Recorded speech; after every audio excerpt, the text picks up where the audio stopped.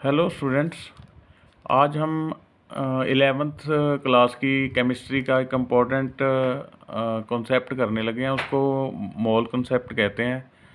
ये बच्चों को थोड़ा मुश्किल लगता है क्योंकि इसमें अलग अलग तरह के क्वेश्चंस हैं। हम एक तरह के कर रहे हैं पहले, फिर दूसरी तरह के बाद में अगली वीडियोस में देखेंगे। इसमें क्या है, ज़्यादातर लोग फार्मूला याद करते हैं, लेकिन ये कॉन्सेप्ट मैं इस तरह से बता रहा हूँ, इसमें फार्मूला नहीं याद करना पड़ेगा आपको।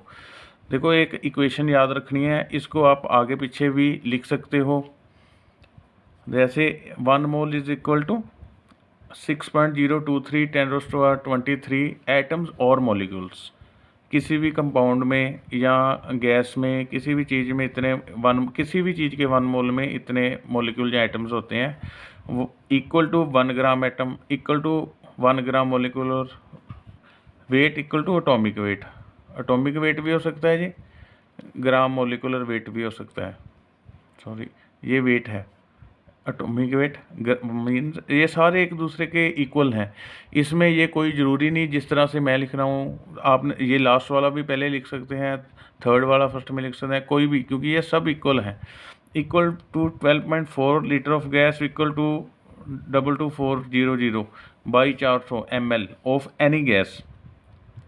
इसमें हमें क्या करना है, जैसा भी कभी हमको न्यूमेरिकल दिया होता है तो जो क्वांटिटीज़ की बात करी गई है उन दोनों क्वांटिटीज़ को ले लेना है इस इक्वेशन से।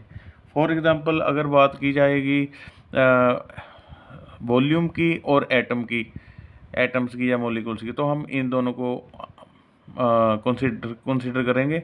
अगर करी जाएगी मोल की और वेट की, तो हम इन दोनों चीज़ों को कंसिडर करेंगे, बाकी चीज़ों को नहीं, बिल्कुल भी देखना नहीं है।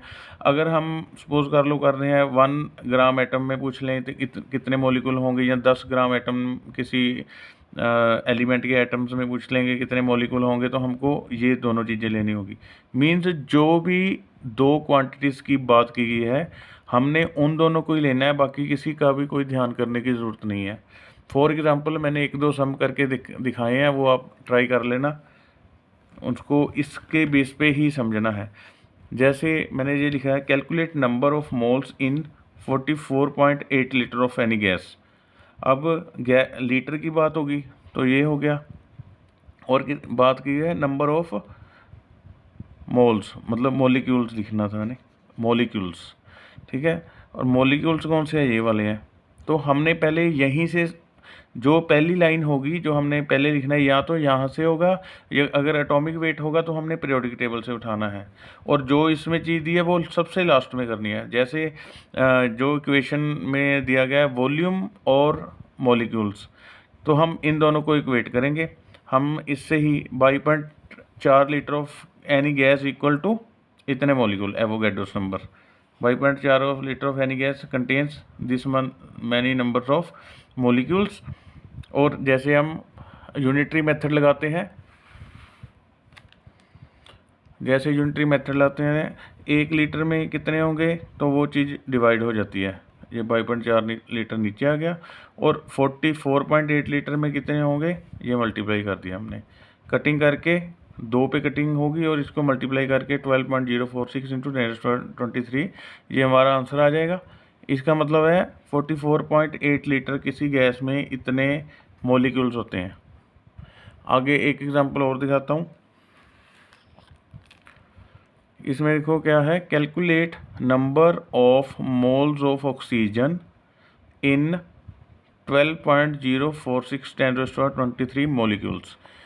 मतलब ये अब है मॉलिक्यूल्स की बात की है और मोल्स की बात की है, और मॉलिक्यूल्स और मोल में क्या इक्वेशन बनती है। मॉलिक्यूल्स हो गए, ये मॉलिक्यूल्स हैं और ये मोल्स हैं, तो हम कहेंगे इतने जो एटम या मॉलिक्यूल हैं वो 1 मोल के बराबर होते हैं। तो मैंने जैसे पहले बताया है, फर्स्ट जो लाइन है जहाँ सॉल्यूशन का जो फर्स्ट पार्ट है हमने यहीं से ही उठाना है। इतने मोल एटम्स या मॉलिक्यूल कितने के बराबर होते हैं, 1 मोल के, और बाकी फिर यूनिटरी मेथड, जैसे कि ये देख लो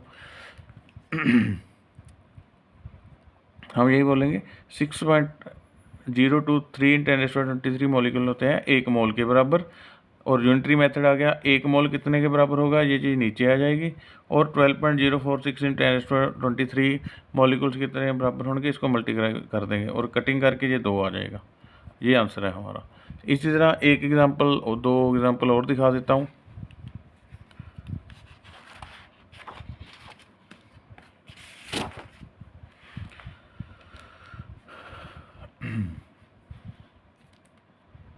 ये देखो आगे है, calculate the number of gram atom of sodium in 115 gram of it. और इसमें हमने जैसे हमारा ग्राम एटम वगैरह एटॉमिक वेट के बराबर होता है, हमने उसमें देखा है, आप देख भी सकते हो।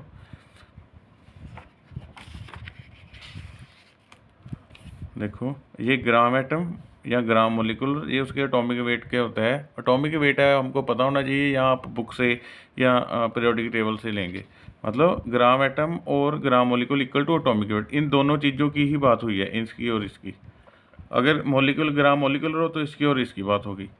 तो इसमें जब भी हम किसी का ग्राम एटम या ग्राम मोलिकुलर फाइंड आउट करना है वेट, तो उसका एलिमेंट कोई ना कोई दिया होता है। इस जो हम सम करने जा रहे हैं उसमें सोडियम का दिया हुआ है। तो मतलब क्या है, 1 ग्राम एटम का मतलब है एटॉमिक वेट उस चीज़ का। देखो अब हम कहेंगे 23 ग्राम ऑफ सोडियम, क्योंकि जो ग्राम एटम की जब भी बात होगी तो हमने एलिमेंट का वेट ही लेना है, जो कि मैंने पहले बताया है। या तो हमने पीरियोडिक टेबल से फर्स्ट लाइन लेनी है सोल्यूशन की, या हमें पीरियोडिक टेबल की ज़रूरत पड़ सकती है। तो 23 gram of sodium is equal to 1 gram atom of sodium. और 1 gram of sodium means 1/23 gram atom of sodium. और इसी तरह 115 gram of sodium, unitary method मतलब इसे मल्टीप्लाई करेंगे तो इसका मतलब आ जाएगा 5 gram atom of sodium. Means किसी का atomic weight is equal to 1 gram atom, जैसे हमने इक्वेशन में देखा है। तो यहाँ सोडियम की बात है तो 23 gram atom of sodium equal to gram of sodium equal to 1 gram atom, 1 gram equal to 1/23 of gram atom of sodium, 115 multiply कर देंगे, जो हमारा यूनिटरी मेथड है। आगे एक लास्ट सम है। हाँ जी, इसमें क्या है, देखो calculate the weight of 4 gram atom of sodium. यहाँ भी ग्राम एटम है, तो ग्राम एटम पहले ही बोला है। 1 ग्राम एटम का मतलब होता है उसका किसी भी एलिमेंट का atomic weight of any element. तो 1 ग्राम एटम जो कार्बन का है उसका मतलब होता है उसका एटॉमिक वेट मीन्स 12 ग्राम। और 4 ग्राम एटम में कितने होंगे, 12 × 4 मीन्स 48 ग्राम। अगर किसको थोड़े समझने में प्रॉब्लम की है, एक बार ब्रीफली बता देता हूँ कि जो मैंने इक्वेशन शुरू में दी है,